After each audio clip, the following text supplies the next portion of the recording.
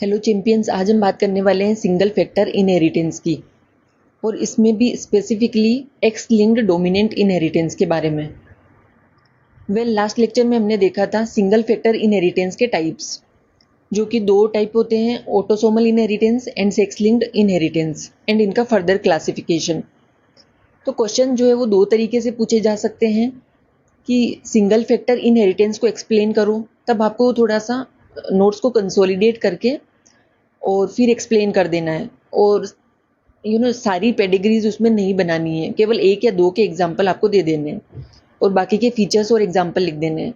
लेकिन अगर पूछा जाता है स्पेसिफिकली कि ऑटोसोमल डोमिनेंट को एक्सप्लेन करो या फिर एक्स लिंक्ड डोमिनेंट को एक्सप्लेन करो, तो ऐसे भी क्वेश्चन पूछा जा सकता है जहाँ पे एक स्पेसिफिक टाइप को लेके क्वेश्चन बन सकता है।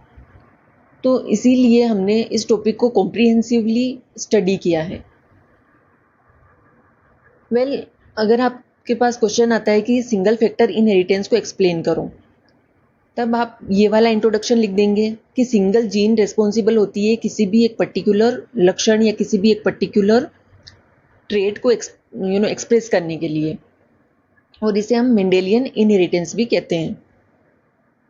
अगर आपके पास क्वेश्चन आ जाता है कि ऑटोसोमल इनहेरिटेंस या फिर ऑटोसोमल डोमिनेंट को एक्सप्लेन करो, या फिर क्वेश्चन आ जाता है ऑटोसोमल रिसेसिव को एक्सप्लेन करो, तो इस केस में आपको इंट्रोडक्शन लिखना है ये वाला कि ऑटोसोमल इनहेरिटेंस एक ऐसा पैटर्न है जिसमें जो डिजीज है वो लोकेटेड रहती है ऑटोसोमल क्रोमोसोम पे। जो हमने देखा था कि एक ह्यूमन सेल में 23 पेयर्स ऑफ क्रोमोसोम होते हैं, जिनमें से 22 पेयर्स ऑफ क्रोमोसोम होते हैं जिनको हम ऑटोसोम्स कहते हैं। तो अगर उन पे कोई जीन प्रेजेंट है, उन पे कोई डिजीज प्रेजेंट है और वो पेरेंट्स से बच्चों में ट्रांसफर हो रही है, तो उसको हम कह देंगे ऑटोसोमल इनहेरिटेंस। अगर क्वेश्चन आ जाता है सेक्स लिंक्ड इनहेरिटेंस पे, तो आप इसका इंट्रोडक्शन कुछ इस तरीके से लिखेंगे कि ये एक ऐसा इनहेरिटेंस है जिसमें एक पर्टिकुलर ट्रेट या फिर कोई disease one pair of sex chromosome जो होते हैं, जो फीमेल में XX होता है और मेल में XY होता है, अगर कोई डिजीज इन क्रोमोसोम पे प्रेजेंट है और वो फिर पेरेंट से बच्चों में ट्रांसफर होती है, तो उसे हम सेक्स लिंक्ड इनहेरिटेंस कहेंगे। तो ये तीनों ही हमने सिनेरियो देख लिए हैं जहाँ पे हम अलग अलग इंट्रोडक्शन देंगे। आज हम स्टडी करने वाले हैं एक्स लिंक्ड डोमिनेंट इनहेरिटेंस के बारे में। और कोई भी आप टाइप अगर लिख रहे हो एग्जाम में, तो उसमें 3 फीचर्स लिखने हैं, सॉरी 3 बातें लिखनी है। एक तो हो जाएगा आपका फीचर्स या कैरेक्टरिस्टिक उस पर्टिकुलर इनहेरिटेंस को लेके, सेकंड हो जाएगा एग्जाम्पल्स, एंड द थर्ड हो जाएगा पेडिग्री। तो यहाँ पे हम स्टडी कर रहे हैं आज एक्स लिंक्ड डोमिनेंट डिजीजेस के बारे में। इसका फीचर क्या है कि सबसे पहला फीचर है कि इसमें जो अफेक्टेड डिजीज से अफेक्टेड फीमेल जो होती है, उनसे जो डिजीज ट्रांसफ़र होती है वो इक्वली ट्रांसफ़र होती है, यानी कि मेल और फीमेल। एक जो फीमेल है जो कि disease x linked dominant disease से अफेक्टेड है, तो उस फीमेल से जो डिजीज ट्रांसफ़र होगी उसके बच्चों में, वो डॉटर और सन में इक्वली ट्रांसफ़र होगी। लेकिन अगर आप दूसरा पॉइंट देखो कि जो अफेक्टेड मेल हैं, एक्स लिंक्ड डोमिनेंट डिजीज से अफेक्टेड जो मेल हैं, उनसे जब डिजीज ट्रांसफ़र होती है तो वो केवल डॉटर्स में होगी, सन्स में नहीं होगी।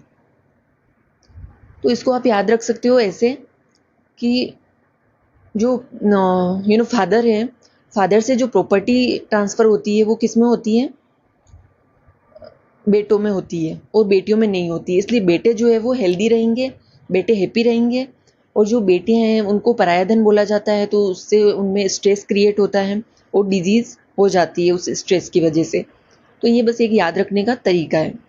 तो अफेक्टेड जो मेल हैं, जो फादर हैं, उनसे कभी भी उनके बेटों में डिजीज ट्रांसफ़र नहीं होगी, केवल बेटियों में ट्रांसफ़र होगी। और जो अफेक्टेड फीमेल है उनसे इक्वली ट्रांसफ़र होगी बेटे और बेटियों में, क्योंकि मम्मियाँ जो है वो इक्वली प्यार करती है बेटों और बेटियों को। ऐसे आप याद रख सकते हो, इसको पर्सनली लेने की ज़रूरत नहीं है। अभी हम देख लेते हैं example of x linked dominant diseases. तो इसका पहला है oral facial syndrome and vitamin D resistant rickets. ये 2 एग्जाम्पल आप याद कर लेना। अब हम इसकी देख लेते हैं पेडिग्री। पेडिग्री में क्या होता है कि वो सारे फीचर्स रिफ्लेक्ट होने चाहिए जो हमने एक पर्टिकुलर डिजीज़ में पढ़े हैं। इसमें हमने 2 फीचर्स पढ़े हैं और वो सारे रिफ्लेक्ट होने चाहिए इस पर्टिकुलर पेडिग्री में। फर्स्ट जनरेशन में आप देख सकते हो कि फीमेल जो है वो डिजीज से अफेक्टेड है।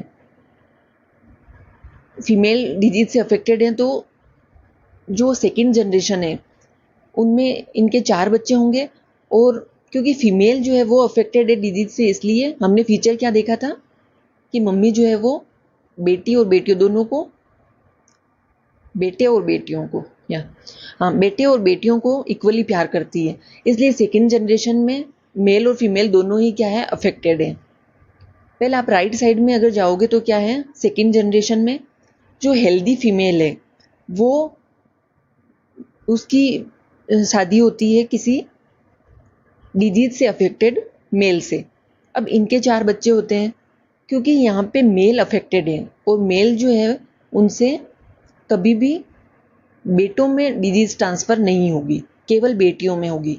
इसीलिए आप थर्ड जनरेशन में देख सकते हो कि केवल जो 2 बेटियां हैं उनमें ही हमने जो वो आप शेडेड कलर में देखेंगे, क्योंकि केवल बेटियों में डिजीज ट्रांसफर होगी मेल से।